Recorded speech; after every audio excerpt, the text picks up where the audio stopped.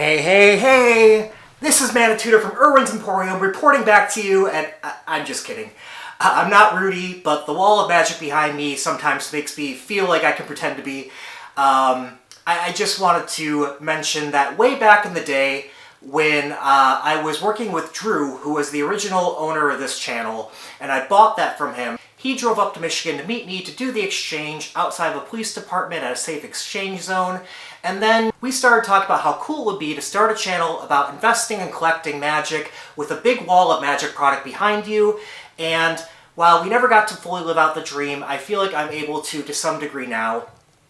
I normally don't have my product on hand. I store that in my vault with my local gaming store.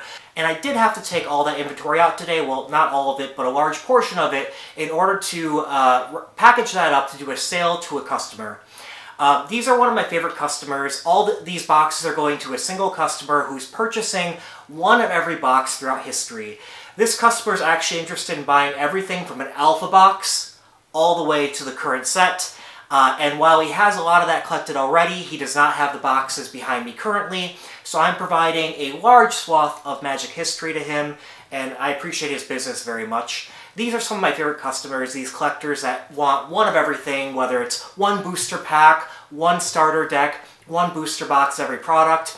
I don't have the alpha beta boxes to provide to him. I'm not, I don't have that much Magic. But I do have a large swath to provide.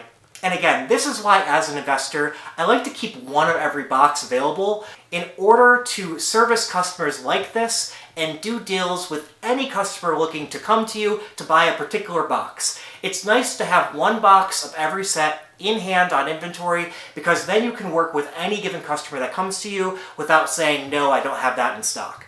And that's why I value keeping one of each box around rather than going into multiples. I do collect multiples, but I value the first box more than I do the second, third, etc.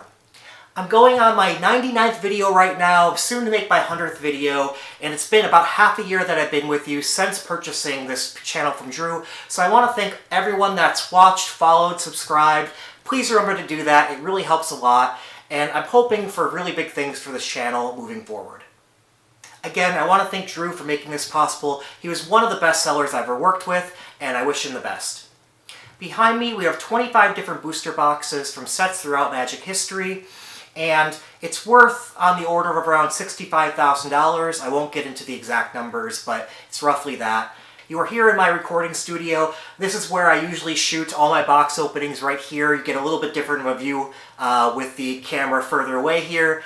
YouTube was a bit of inspiration to build up the scene behind me, to make a bit of a background for viewers while I talk about whatever concepts I cover. For those that don't know, I actually started with a finance channel, not an MTG finance channel, but finance was a little bit more of a boring topic for people, and MTG was more of where I was heading, and has a specific niche that I can cover and target, and the viewership is passionate about it, and I enjoy sharing this interest with all of you. My original channel was called Money Smartly. This is my book here of it. And that's why I have the little pig up behind me. So for those that haven't checked out that channel, feel free to. I'm not really keeping it up, but it has a lot of really good generic personal finance advice, talking about how I plan to retire in my 30s and be able to live financially independent from an early age, which I feel very privileged to be able to do. I'm not a multimillionaire or anything. I'm still working. I worked my way through and lived frugally to save money. And that's why I have all the free money I have to spend over on Magic. But I don't have infinite money in that, and that's why I do sell when I feel I have a good opportunity in order to make that money and put it into the stock market. Because long term, for most people, the stock market's the right way to go. It's ultimately usually a better investment than Magic from the time savings and the less risk perspective. That doesn't mean I don't believe that people who follow this channel and know and are passionate about Magic should not put any money into Magic. I do think collectibles in general, in a sector that you know about, is a way to find the right opportunities to make more money than you would in the stock market, and it's a way to diversify yourself from putting all your money into stocks.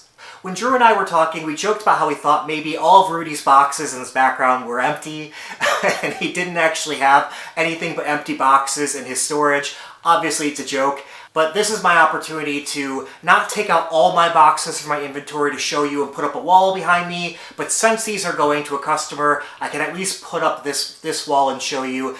Other than the boxes I open on an every few days to weekly basis, I can show you kind of a collection that I had going that is a portion of what I have and I'm selling to a customer.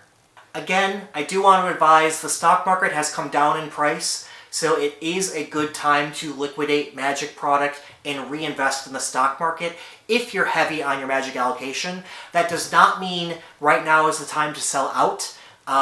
If you are not getting reasonable prices for it, the market is kind of lower right now. I do expect it to go up, but I also expect the stock market to go up as well. So there is opportunity cost to not selling, and therefore I'm not selling completely out of my collection. This is, I don't know, around a fourth to a fifth of my collection, but I am willing to get rid of these boxes to liquidate enough to put more money into the stock market.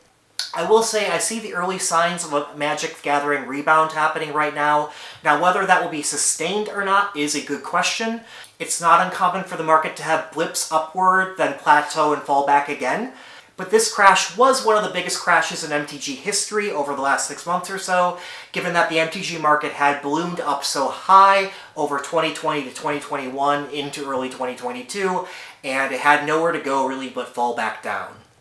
Long term, do I think that these will go up? Yes, completely. I do think if you're just getting started investing in Magic, now is a great time to do so as you're buying in low and riding the wave upward. Just make sure you don't go all in. You do want to limit your exposure to something around like 15% or less of your overall savings and portfolio. Some of you have reached out saying that you're looking for help on how to get started. Don't be scared to reach out to me. You can contact me at manatutormtg@gmail.com, or you can just put a comment down below and I'll be happy to help. I do understand that not everyone's in a position to be buying $65,000 or so of Magic. You can get started with just a few $100s buying your favorite box. I do caution against a lot of what MTG investors are doing these days of buying modern product, as in recent sets, and hoping for those to go up. Wizards has shown they're willing to do multiple prints to undermine you on Amazon and other places. Also, in the collectibles market, what's really stood the test of time is older product being what you really want to put your money on into. This applies to all collectibles, not just Magic. Collectible coins, art, things like that that have really been many decades old, sometimes to hundreds of years old, is really the sweet spot of where you want to be. That's why I don't go too much into new product. In fact, I think the newest box I might have behind me here is Zendikar, and I really do not go much newer than that. Again, I want to thank everybody that's been with me. I will be doing an episode soon about how much money I made in 2022. I will also have my 100th episode coming up soon. So thank you all for this journey, and until next time, bye-bye.